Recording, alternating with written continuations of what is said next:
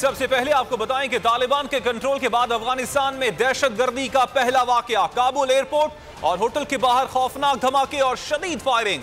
धमाकों में तालिबान और 5 अमरीकी फौजियों समेत 20 अफराद हलाक हो गए। हमलों में 3 अमरीकी फौजियों समेत 50 अफराद के जख्मी होने की भी इत्तलात हैं। बरतानवी वजारत दिफा ने धमाके को दाइश की कार्रवाई करार दिया है। वाकये के बाद गैर मुल्कियों के इनखला का अमल भी रुक गया है। अमेरिका, बरतानिया, ऑस्ट्रेलिया और जर्मनी हमले से मुताल्लिक अलर्ट पहले ही जारी कर चुके थे। वज़ीर आज़म इमरान खान ने कहा है कि पूरी दुनिया को कहता हूँ अफगानिस्तान की मदद करे। अफगान कौम अपने मुल्क में किसी की मुदाखलत बर्दाश्त नहीं करती। तालिबान ने कहा तमाम जमातों को हुकूमत में शामिल करेंगे। तालिबान अब अपनी सरजमीन किसी के खिलाफ इस्तेमाल नहीं होने देंगे। एक तकरीब से खिताब में वज़ीर आज़म ने कहा कि फैसला किया है, अब हमने किसी की जंग का हिस्सा नहीं बनना। हमने अमेरिका की जंग में हिस्सा लिया। अमेरिका ने हम पर 480 ड्रोन हमले किए। जिन पर ड्रोन हमले होते थे वो हमसे बदला लेते थे।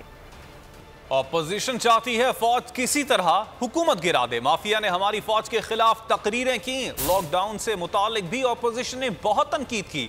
वजीर आजम का पीटीआई हुकूमत के 3 साल मुकम्मल होने पर तकरीब से खिताब। कहा आसिफ जरदारी जब तक ताकत में रहे कानून उन्हें नहीं पकड़ सका। ताकतवर को कानून के नीचे लाना जिहाद है और ये हमारा फर्ज है।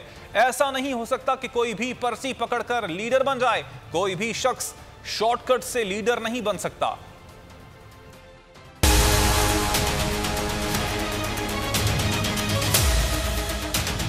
बड़ी हमारी ऑपोजिशन के मेंबर्स ने तनकीद की। फौज के पीछे इसलिए पड़े हैं कि आप चाह रहे हैं कि किसी तरह फौज गवर्नमेंट को गिरा दें। जिधर कानून की हुक्मरानी होती है वहां सब कानून के सामने एक बराबर होते हैं। जब ताकत की हुक्मरानी होती है तो ताकतवर के लिए कानून और कमजोर के लिए दूसरा। आसिफ जरदारी 88 से लेकर 90 तक पीपल्स पार्टी की हुकूमत पावर में थी। 90 को उनकी गवर्नमेंट जाती है और नून लीग आ जाती है।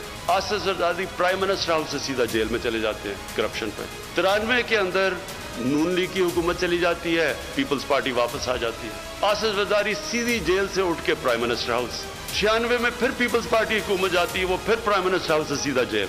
इसका मतलब क्या कि जब वो ताकत में हैं तो पाकिस्तान का कानून उनको नहीं पकड़ सकता। वो सिर्फ जब ऑपोजिशन में जाते थे तो कानून पकड़ता है। लेकिन मुल्क जो तबाह होता है जब उसके ताकतवर, उसके प्राइम मिनिस्टर, वजीर जब वो चोरी शुरू करते हैं। गरीब मुल्कों से, डेवलपिंग वर्ल्ड से 1000 अरब डॉलर चोरी होके जाता है अमीर मुल्कों में और ऑफशोर अकाउंट्स में और मेफेयर की तरह फ्लैट्स में। नामुमकिन है कि कोई उठ के एकदम सीधा एक पर्ची पकड़ के और लीडर बन जाए। ऐसे नहीं हो सकता।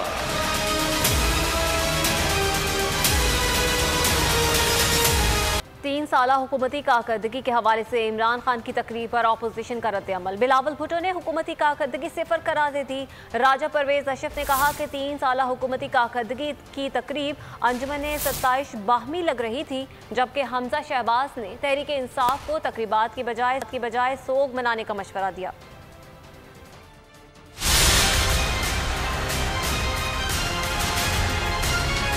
3 साल हुकूमती कारकर्दगी पर इमरान खान की तकरीर। ऑपोजिशन ने हुकूमती कारकर्दगी सिफर करार दे दी। बिलावल भुट्टो वज़ीर आज़म की तकरीर पर खूब गरजे बरसे। बोले महंगाई को आसमान पर पहुंचाया, पाकिस्तानियों से रोजगार छीन लिया गया। इमरान खान बातें बड़ी बड़ी करते हैं और कारकर्दगी सिफर है। राजा परवेज अशरफ ने कहा कि 3 साल हुकूमती कारकर्दगी की तकरीब अंजुमन 27 बाही में लग रही है, जबकि हमजा शहबाज ने तहरीक इंसाफ को तकरीबात के बजाय सोग मनाने का मशवरा दिया। 3 सालों में अवाम को महंगाई, बेरोजगारी, नाअहली और मुआशी बदहाली का करने पर शाबाशी के बजाय माफी मांगना चाहिए।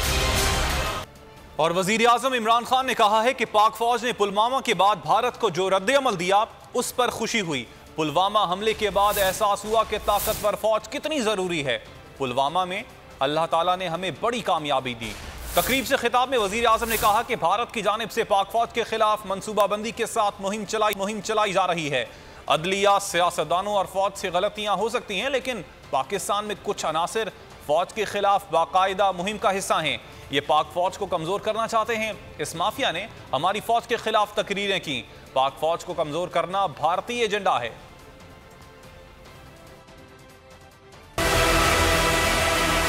मैंने वैल्यू किया अपनी फौज को जब वो पुलवामा हुआ कि हमें एक कॉन्फिडेंस था, इसलिए हम दिलेरी से उनको कह सकते थे, नरेंद्र मोदी को, कि अगर तुमने कुछ किया तो हम तुम्हें वापस जवाब देंगे।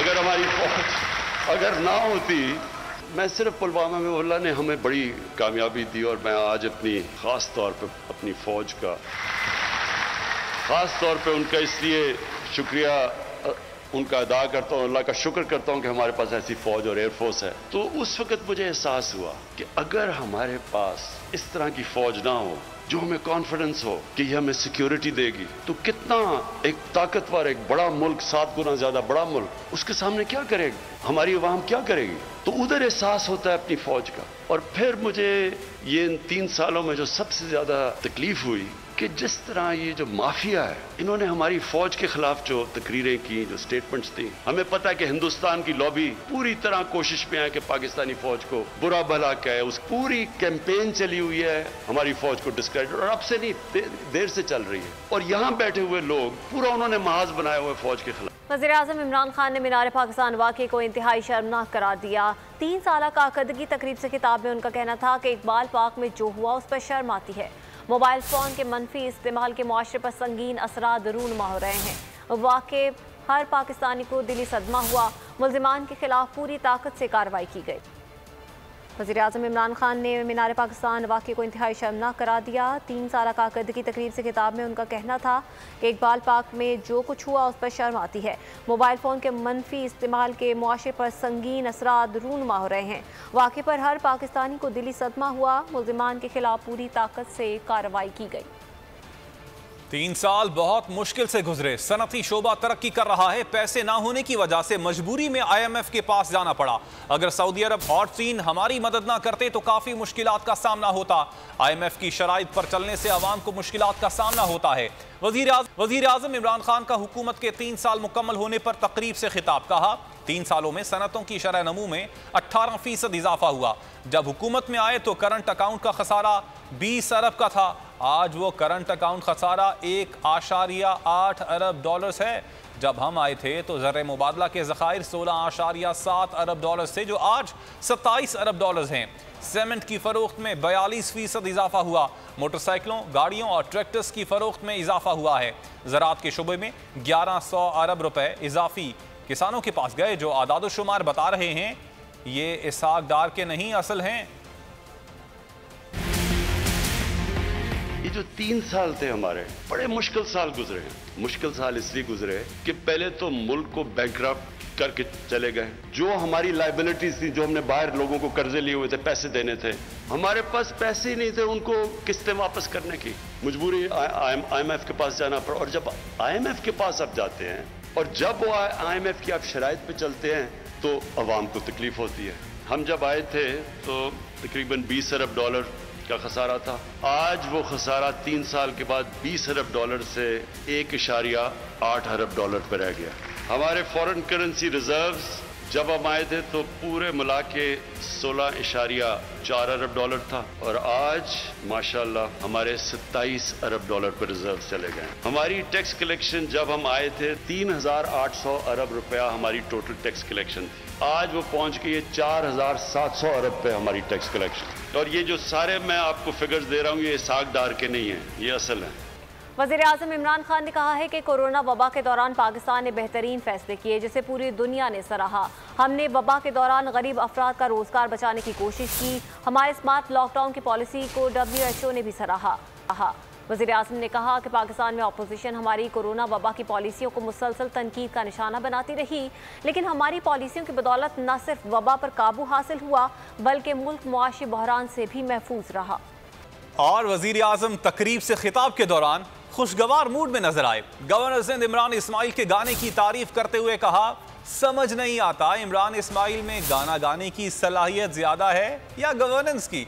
वजीर आजम ने अताउल्लाह ईसा खिलवी और इब्रारुल हक को भी उनके गानों पर दाद दी। साथ ही मजाक किया कि फैसल जावेद को माइक मिल जाए तो वो छोड़ता ही नहीं। PTI हुकूमत के 3 साल मुकम्मल होने के लिए वजीर आजम का खिताब और खुसूसी तकरीब बड़े शहरों में बड़ी स्क्रीन पर दिखाई गई। वजीर आजम के खिताब के बाद PTI के कारकुनान ने वजीर आजम इमरान खान पर अपने भरपूर एतमाद का इजहार किया। उनका कहना था कि अवाम हुकूमत की 3 साल कारकर्दगी से मुतमईन है। मुल्क तरक्की की तरफ गामजन हो चुका है। महंगाई है लेकिन इस पर जल्द काबू पा लिया जाएगा।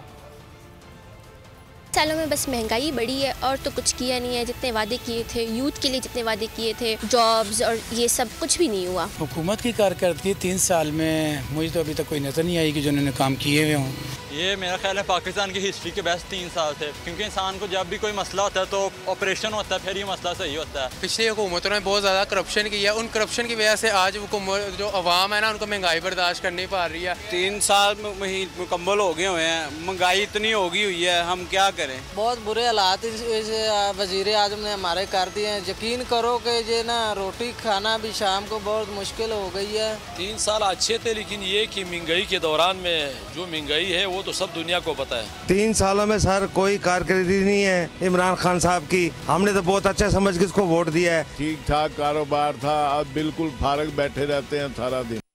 आगे बढ़ते हैं। कराची में पीडीएम का सियासी मैदान। पीडीएम को जलसे की इजाजत मिल गई।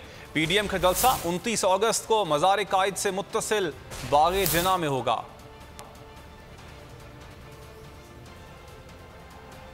अपडेट कर रहे हैं आपको। कराची में पीडीएम का सियासी मैदान सजने को तैयार है और जलसे की इजाजत भी पाकिस्तान डेमोक्रेटिक मूवमेंट को मिल गई है। पीडीएम का जलसा 29 अगस्त को मज़ार कायद से मुत्तसिल बागे जिना में होगा।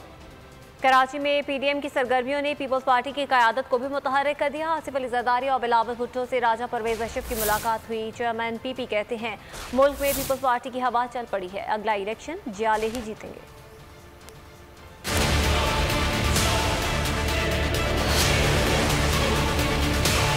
कराची में पीडीएम की सरगर्मियां। पीपल्स पार्टी की क़यादत ने भी सर जोड़ लिए। साबिक सदर आसिफ जरदारी और चेयरमैन पीपी बिलावल भुट्टो जरदारी से राजा परवेज अशरफ की मुलाकात में मुल्क की सियासी सूरत हाल पर तबादला ख्याल किया गया।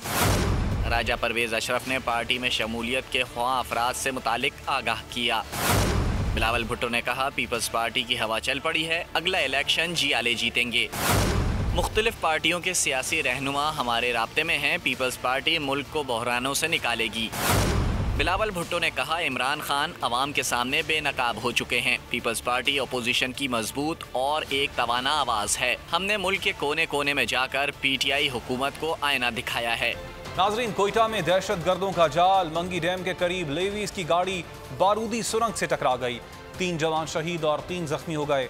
शोहदा में मेजर, रिसालदार, हवालदार और 1 सिपाही शामिल है। पंजगुर में फोर्सेस की गाड़ी पर हमले में लांस नाइक इस्माइल शहीद हो गए। फोर्सेस पर दहशतगर्दी के हमलों के बाद 2 अजला में सिक्योरिटी सख्त कर दी गई।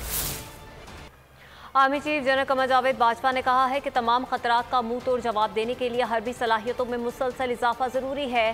सुलेमान की के इलाके में अगले मोर्चों के दौरे और बहावल नगर छावनी में फौजी मशकों के मुआयने के दौरान सिपहसालार ने पाक फौज की कारकर्दगी को बेहद सराहा। खबरों के सिलसिले को आगे बढ़ाते हैं। आज खुद नोटिस लेने का इख्तियार सिर्फ चीफ जस्टिस को है, दूसरा जज ऐसा नहीं कर सकता। सुप्रीम कोर्ट ने आज खुद नोटिस के दायरे इख्तियार के तयन से मुताल्लिक फैसला जारी कर दिया। अदालत ने सहाफियों को हिरासत करने से मुताल्लिक जस्टिस काजी फाइज ईसा के 2 रुकनी बेंच का फैसला वापस ले लिया।